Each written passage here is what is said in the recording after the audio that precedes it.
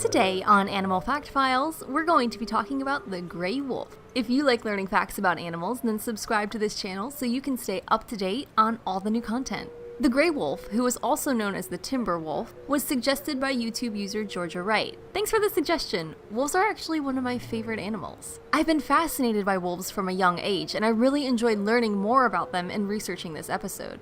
Gray wolves were once one of the most widespread animals in the world, with populations ranging across nearly the entire landscape of the Northern Hemisphere. Today, they inhabit less than 2/3 of their original territory, and this is largely due to persecution from humans. Most of us have heard the tales: Little Red Riding Hood, The Three Little Pigs, The Boy Who Cried Wolf, all amassing to form this image of a monster in the human subconscious that still permeates our tales today.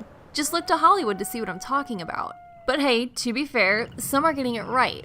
The problem is that there are actually people who believe this notion that wolves are inherently evil. While it is true that wolves have caused human death in the vast expanse of human history, the reality is far from the fiction. A person is more likely to be killed by an elevator than by a wolf. And let me tell you, I have nightmares about those things. They're like floating death traps. So while I take the stairs, let me give you a bit of a more realistic perspective on these elusive creatures.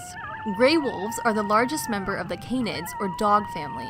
Depending on who you ask, the gray wolf species is broken up into 5 subspecies, which are the Mexican gray wolf, the Rocky Mountain wolf, the Algonquin wolf, the buffalo wolf, and the Arctic wolf. They typically appear gray in color with a lighter belly, but they can vary from brown to red and black to white. The males are typically larger than the females and weigh in at about 13 chesters on average, or, 130 pounds. They're social animals and live in packs, usually with somewhere around 8 to 12 members, though some groups have reached 30 individuals. These packs are usually composed of related members and led by an alpha pair. It's typical that the alpha pair will be the only 2 breeding wolves in a pack, with exceptions occurring when food is plentiful. Gray wolves are monogamous and will mate for life. Breeding season is usually at the beginning of the year, and just like a dog, because yes, ancient wolves really are the ancestors of our Fido family members, a female wolf will be pregnant for 63 days. The pups will be born in a den with an average of 6 per litter, and they will be raised by the entire pack. At about 5 months old, depending on food supply, the pups will begin to help with the hunt. After they reach 1 year of age, they may either incorporate into the pack or venture out to find a different pack to join, sometimes traveling hundreds of miles. Packs do their best not to cross paths by scent marking their territory and howling in that iconic lonely voice.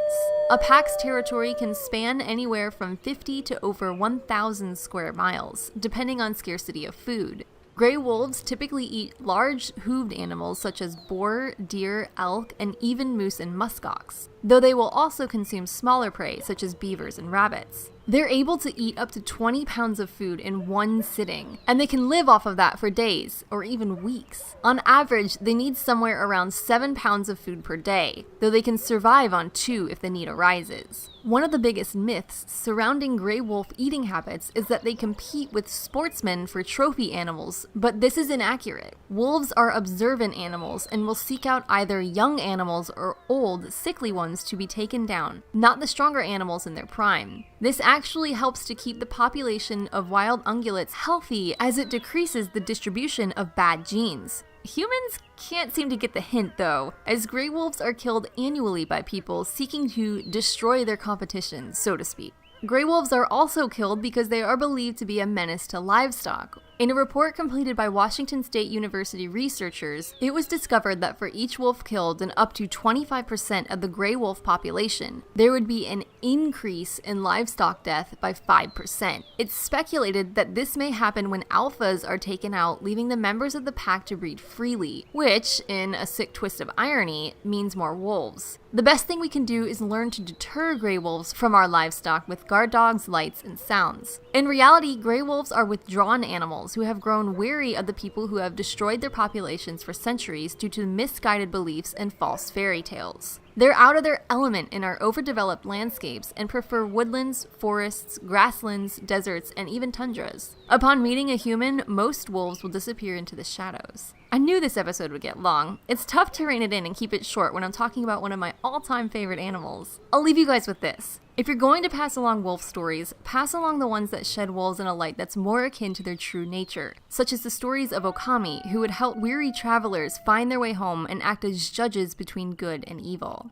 For more information on gray wolves, check out the links in the description. Thanks again to Georgia Wright for the suggestion. I'm so glad to have had the opportunity to talk about these majestic animals. Be sure to give a thumbs up, and thanks for watching Animal Fact Files.